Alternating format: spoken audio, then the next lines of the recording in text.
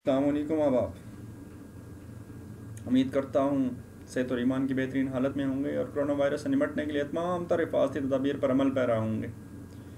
मौजूदा लॉकडाउन के दौरानिया में बहुत सारे लोगों को सदक़ात व अतियात का एहतमाम करते देखा, जो बड़ी हौसला अफजा बात है और अल्लाह के यहाँ बड़ा पसंदीदा अमल भी है।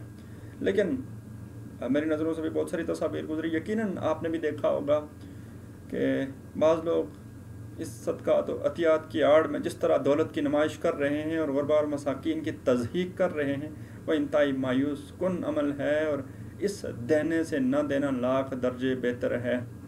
यकीनन इस सदक़ात व अतियात वसूल करते वक्त जो उन गुरबा और मसाकीन पर गुजरी होगी, वो मैं और आप शायद महसूस नहीं कर सकते।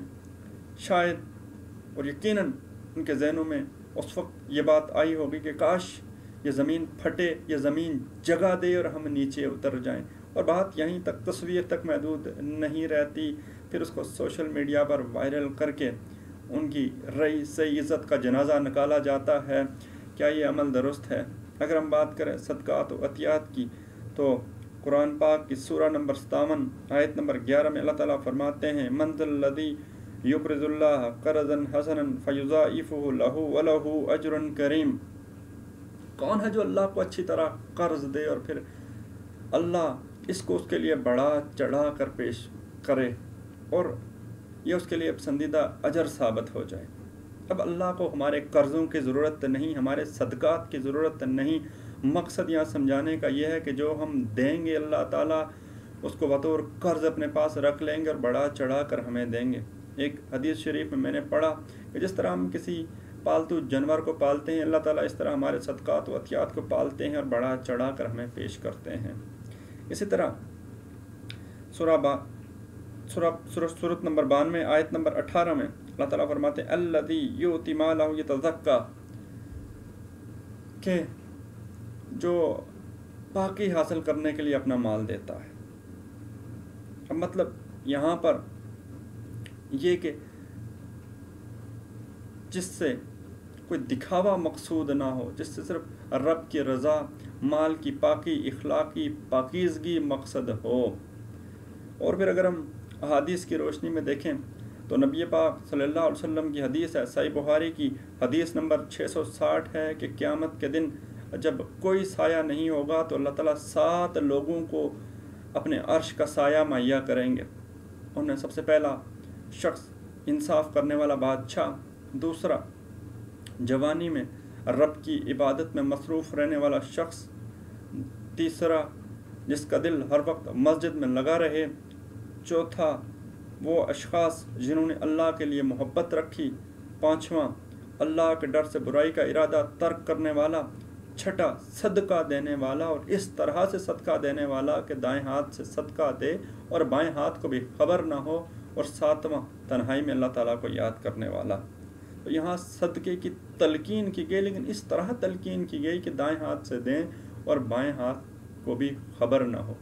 खुदारा गरीबों और ख़ासकर मसाकीन की इज़्ज़त तार तार मत कीजिए।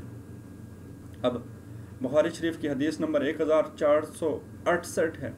नबी पाक सल्लल्लाहु अलैहि वसल्लम का फरमान है कि मस्कीन वो नहीं जो लोगों के चक्कर काटता है कि एक या दो लुक़मे मिल जाएं, बल्कि असल मस्कीन वो है जिसके पास इतना माल नहीं है कि बेपरवाह हो जाए और किसी को मालूम नहीं कि उसे सदका ही दे दे और वो हाथ भी नहीं फैलाता। और फिर नबी पाक सल्लल्लाहु अलैहि वसल्लम का ही फरमान है कि जो शख्स किसी को ऐसी जगह जलील करता है, किसी को ऐसी जगह बेइज्जत करता है जहाँ उसकी इज़्ज़त हो, तो खुदा ताला उस शख्स को उस जगह जलील करते हैं जहाँ उस शख्स की इज़्ज़त होती है। तो खुदारा अपनी दौलत की नुमाइश के लिए गरीबों की इज़्ज़त का जनाजा मत निकालिए, उनकी गुर्बत की तज़हीक मत कीजिए। और एक आखिरी बात, बहुत सारे मैसेजेस मैंने सोशल मीडिया पे देखे जी, जो कोई गरीब है, मिस्कीन है, अपना बंदोबस्त नहीं कर सकता, वो हमसे इस नंबर पर रब्ता करें और खुदा के लिए कुछ तो खौफ करें, कुछ तो सोचें। کون اس طرح سے رابطہ کرے گا؟ ایک مسکین جو کسی کے سامنے ہاتھ نہیں پھیلاتا، وہ رابطہ کر کے آپ سے کہے گا کہ مجھے راشن نہیں ہے، مجھے راشن دیجیے؟ خدا را اس سے اجتناب کیجیے اور خود اپنے معاشرے میں ان لوگوں کو ڈھونڈیے اور چپکے سے یہ صدقات و عطیات ان تک پہنچا دیجیے، تاکہ کل روز قیامت یہ آپ کے لیے سرمایہ ہوں، نہ کہ یہ آپ کے لیے وبال جان ہوں اور عذاب ہوں۔ اللہ پاک عمل کی توفیق عطا فرمائے۔